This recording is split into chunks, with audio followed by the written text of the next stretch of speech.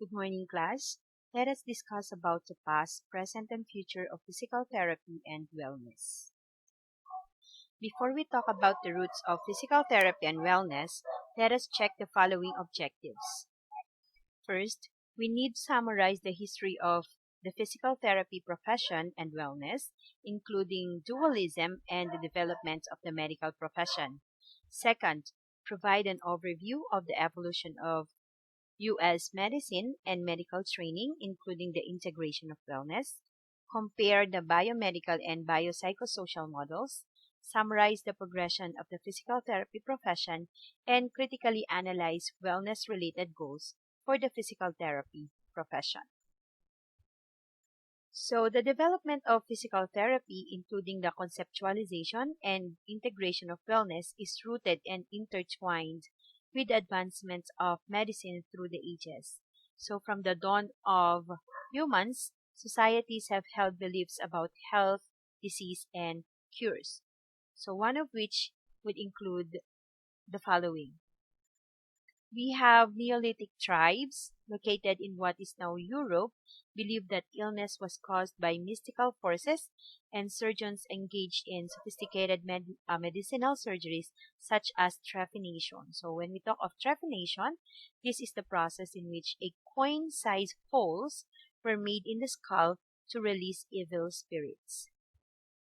Now, in the 6th century BCE, or before the Common Era, medicine was a mere branch of philosophy, and doctors believed that reflections and arguments were superior to experimentation and practice. According to Alcmaeon, writing some between 500 and 450 BCE, he stated that the brain was the seat of feeling and thought. And Alcmaeon was also probably the first physician to formulate the doctrine of health as a balance among the powers of the body.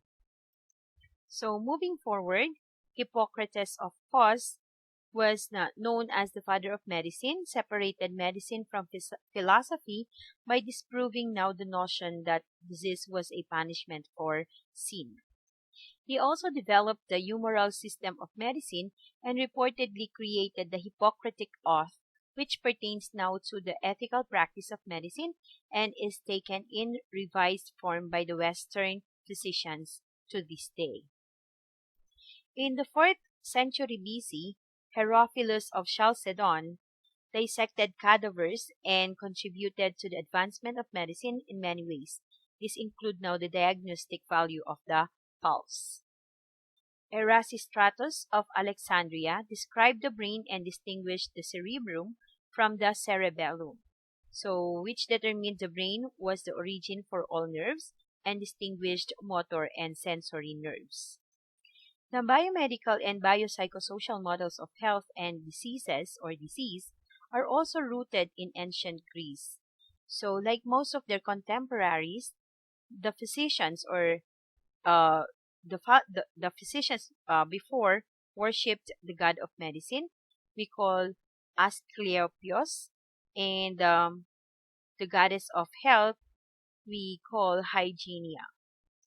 So those who followed Asclepios focused on diseases and miracle cures, and those worshipping Hygienia, on the other hand, based the medical therapies on equilibrium.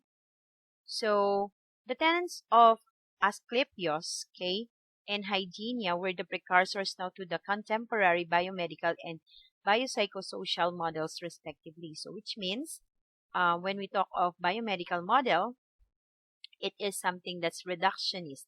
So, meaning that illness is actually defined, only by biological factors without consideration of psychological processes. So, a central component now of the biomedical model is what we call dualism. So when we talk of dualism, this emphasizes now the separation of the mind and the body. Now, in contrast to the medical model, the biopsychosocial model is more holistic and emphasizes the interrelationship of the mind and the body. Although medical advancement slowed during the first centuries of the Common Era, some advances, however, occurred.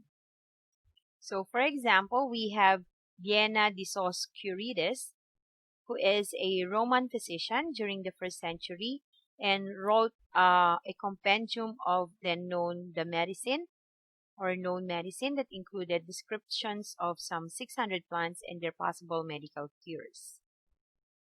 And aside from that, we also had Galen.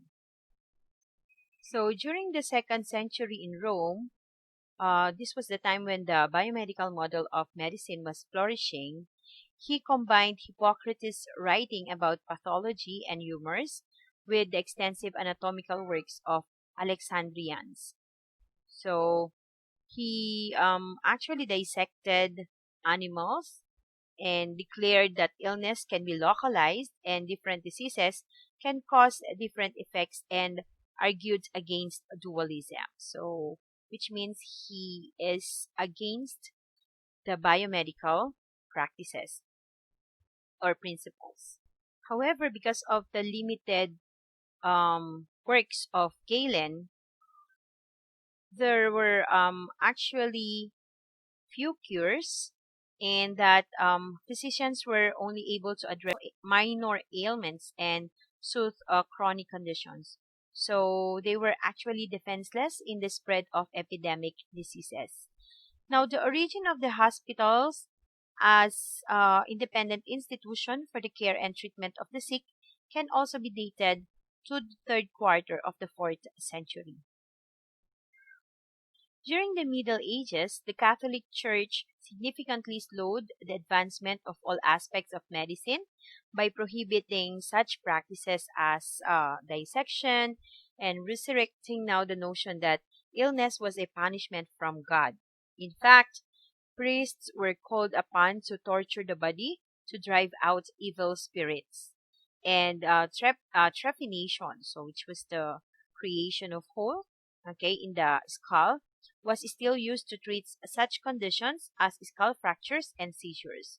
So during the Renaissance period, new discoveries facilitated the progression of medical science, and physicians were able to rely on science and not exclusively on healing methods derived from ancient Greek, Chinese, Indian, and other systems. So during this time frame, it was discovered that illness can be caused from cellular pathology. So between the 14th and 15th centuries, physicians regained their place as healers of the body. Philosophers were relegated to the mind. Thomas Aquinas argued that disease and healing processes are mediated by the patterns of his causality in the world. So in the 17th century, although René Descartes argued in the defense of dualism, the Catholic Church agreed to dissection of cadavers based upon the rationale that human soul leaves the body at death and animals have no soul. Although it is impossible to trace the origins of the word wellness, the term was coined in the year 1654. Some believe that Epicurus first coined the term in his hedonistic philosophy. So, others point to the word wellness that appeared in the 1654 diary entry of the Scots physician Sir A. Johnson. However, the term was not popularized in the United States until the 20th century. To sum it up, the development of physical therapy, including the integration of wellness, parallels the evolution of Western medicine. Medical technology and practice was advanced in ancient Greece, slowed during the Middle Ages, and revived during the European Renaissance. Certain religious beliefs like the cause of illness is evil and treatments like trepanation persisted throughout the history. So despite these flaws, dualism and the medical model have been mainstays in the philosophy of medicine. So the origin of the term wellness cannot be determined precisely, but may have been coined toward the close of the Renaissance period. Next, we will be talking about the precursors of wellness and physical therapy in the United States.